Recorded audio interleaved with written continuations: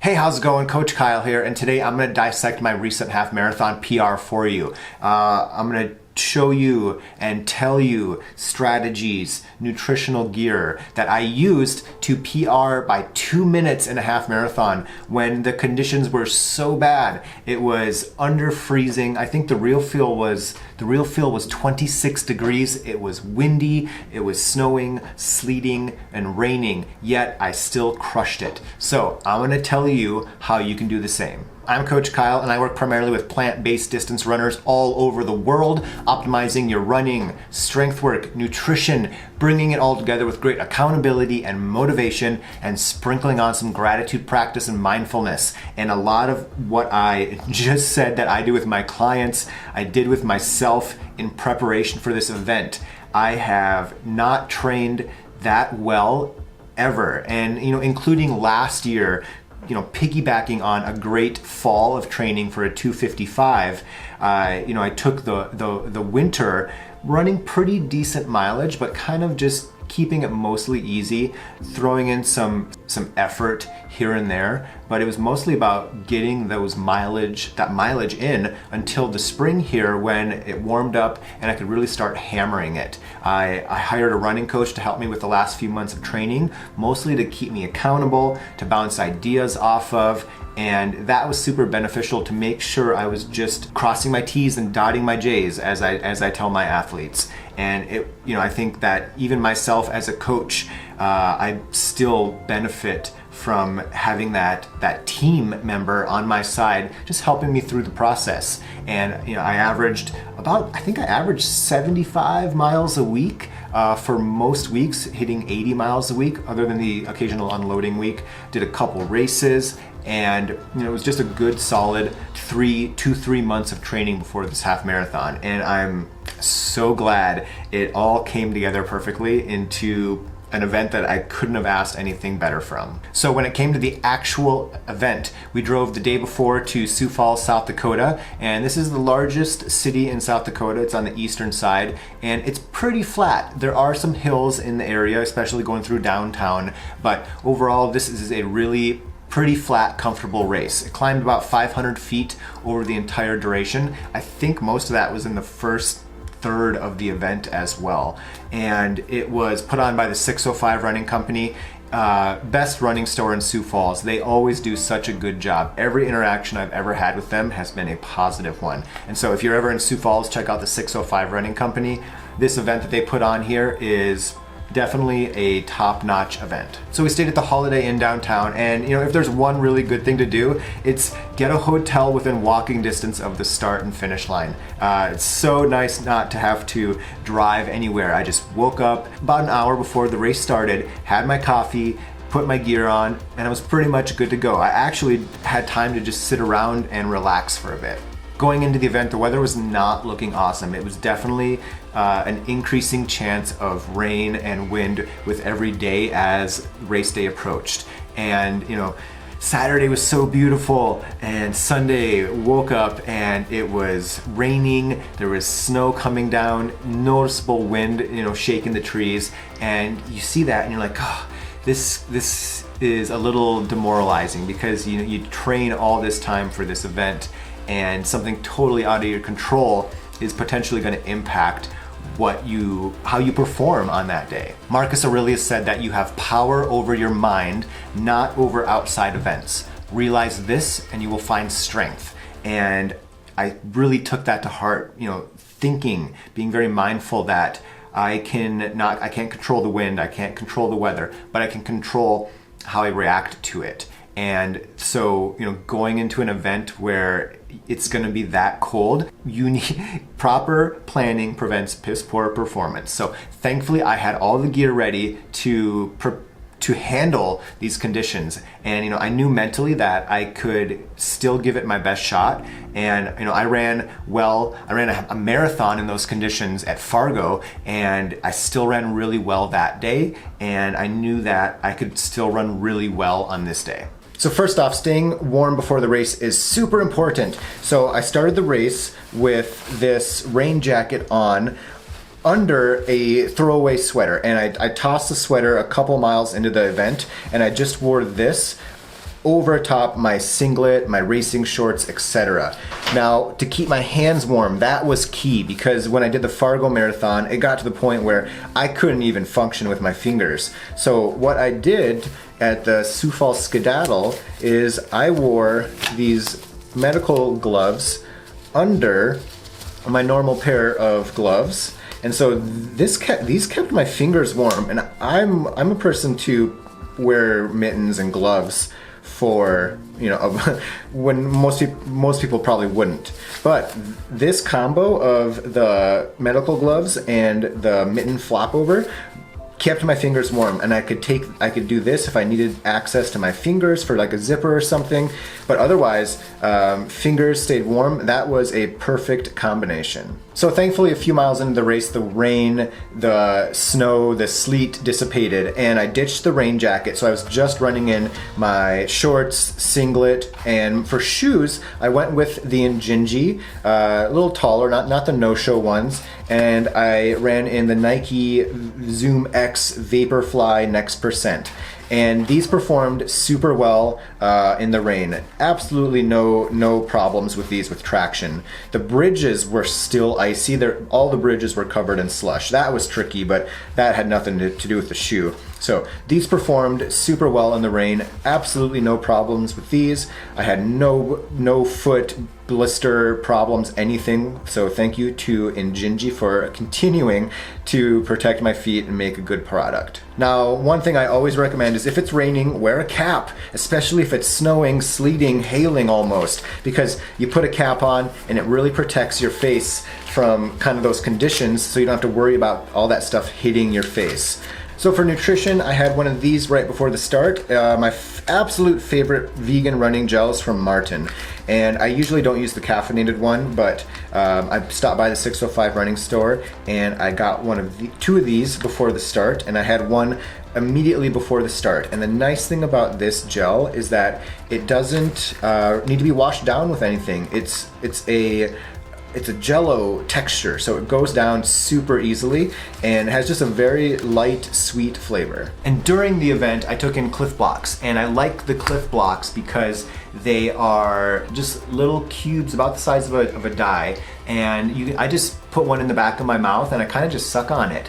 And I took in 6 of the 8 blocks, and it's just a nice little bit of calories, little bit of carbs, you know, trickling in throughout the race. And I used to say, you know, you don't need calorie intake during a half marathon, but there actually has been research showing that in clinical trials or in trials, some of the participants did benefit from taking in some carbs during something even as short as a 13.1 mile race. So I had this beforehand, and I did take the Cliff Blocks during the race, and I think it did benefit me. So my goal for the event was to PR, and my PR was a 6:21 pace. So goal pace was 6:20 or faster, and I ran really consistent splits. I used my Coros Pace 2, and how I pace workouts and races is I have my current lap average on there, and so it auto laps every mile, and I can see my total average and my current lap average and the distance, and that's what I look at.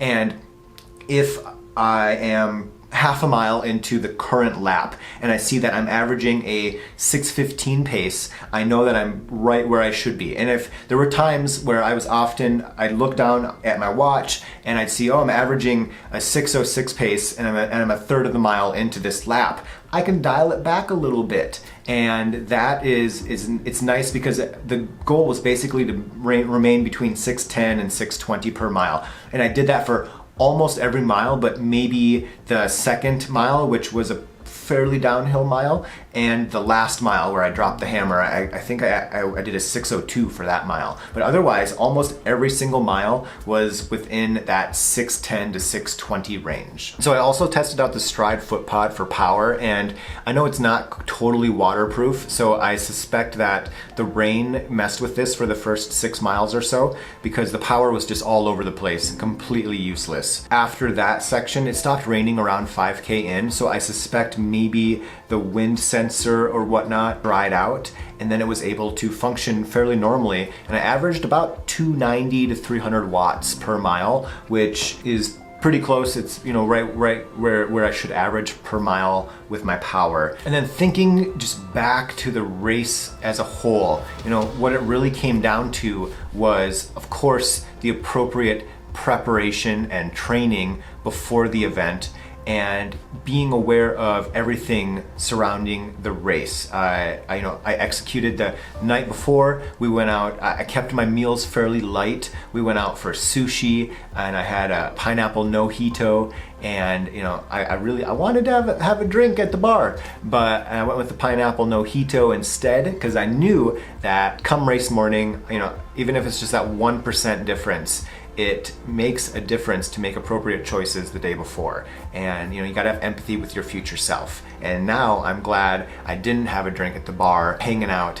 the night before. And it all really came down to just making sure everything was in line with where it should be, and you know, making sure that yes, these conditions were not awesome, but I could do what I could do, and it all went really well. I couldn't have asked for a better outcome. I was mentally and physically prepared to do what I needed to do that day. And gear-wise, everything was perfect. Nutrition-wise, everything was great. I had a few runners to run with for most of the event. I knew the course pretty well. It's little rolling hills for the first 4 miles or so, and then it flattens out. And I knew that. And so I knew how to pace appropriately for that first mile, which was the slowest and the most uphill mile. And I was able to, you know, do that mile really nice and easy and relaxed. And I never faltered with my pace throughout the entire duration. I ran very comfortably for most of it. And I would see that I was running a bit fast sometimes, so I would dial it back. And there was only a couple times when I was not running fast enough. And it was almost that, not so much due to fatigue or anything, but due to kind of just zoning out almost and not realizing, oh, I'm running a little too slow. So staying mindful with what was happening was really important. And there were a few times where we actually got off course twice. Aside from the weather not being ideal, there were non-ideal events within the event.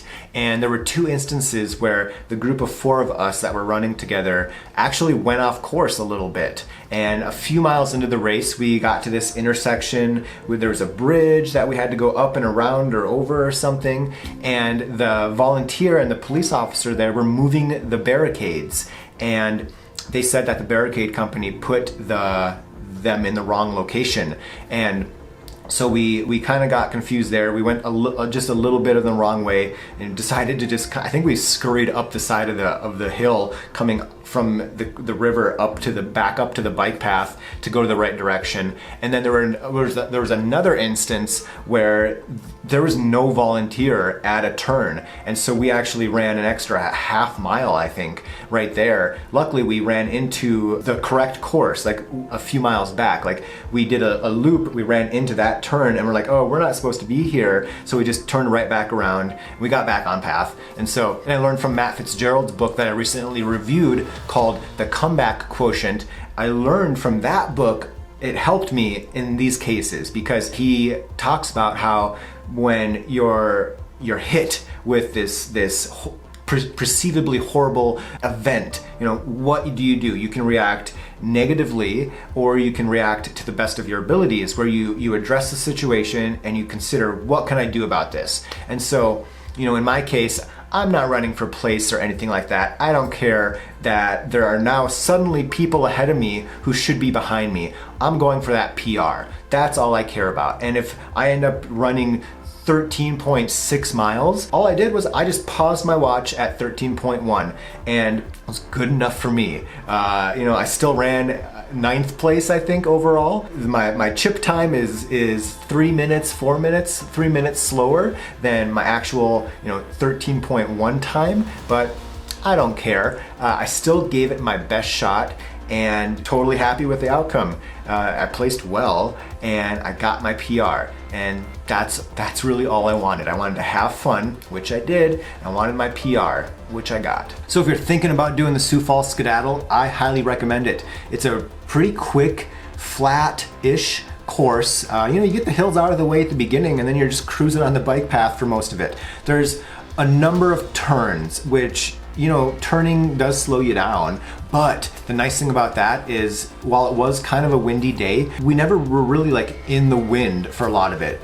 That often, you're turning, you're down next to the water, so you're at the low point around you. So the wind was never really a factor, even though it was kind of a windy day. The weather was fine, it cleared up, and it was cold still. It was like 30 degrees, but it was okay. Dress appropriately, you'll be fine. Think about what I said about Marcus Aurelius and that Matt Fitzgerald book, where you have this negative perception of something and you can let it hold you back, or you can do what you can do about it and give it your best shot, which is what I did. And I did what I was unsure of that I could do. And I find that I often will talk myself down a little bit, where it's like, oh, the weather's bad, I can maybe just do a marathon pace run as a tune-up for my upcoming marathon, or use the weather as an excuse. But I'm glad I gave it my best shot and didn't bow out when I woke up and saw that it was raining